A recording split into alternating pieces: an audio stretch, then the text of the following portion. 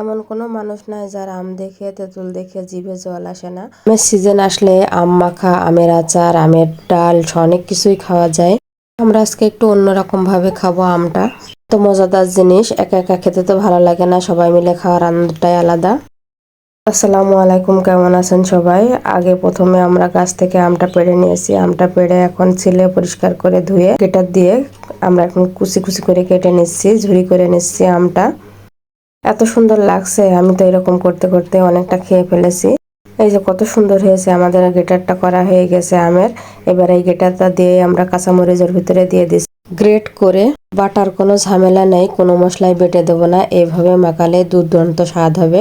আরো অনেক উপকরণ আছে, ভিডিওটি সম্পূর্ণ দেখলেই বুঝতে পারবেন, না দেখলে কিন্তু একটা স্কিপ মিস হয়ে গেলে সেই স্বাদটা পাবেন না, এর আসল টেস্টটা। এখন কাঁচামরিচটা গ্রেট করা হয়ে গেছে, পরিমাণ মতো লবণ দিয়ে দিলাম, এখানে 2 চামচ লবণ দিয়েছি।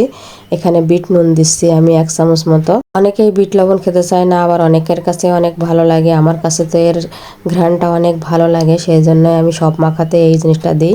আমরা আজকে আম মাখা খাবো, তো এখানে কাসুন্দি দিয়ে দিচ্ছি। কোনো কিছু মাখা মানে কাসুন্দি ছাড়া তো কোনো জিনিসই ভালো লাগে না। আর সামান্য দিয়ে দিচ্ছি চিনি, টক মিষ্টি ঝাল ঝাল সেই এক স্বাদে। এই উপকরণ দিয়ে সবগুলাই আমরা মাখাই নিচ্ছি সুন্দর করে।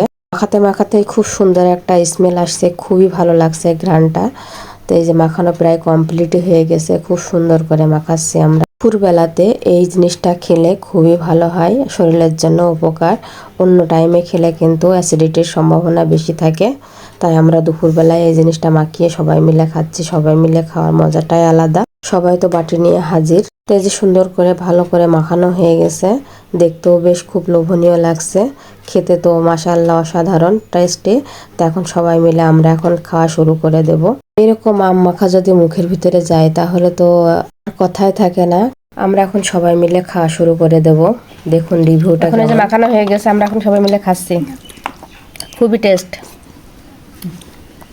তো এত মজাদার স্বাদের আম মাখা খেতে খেতে চলে গেলাম। আল্লাহ হাফেজ, ভালো থাকবেন সবাই।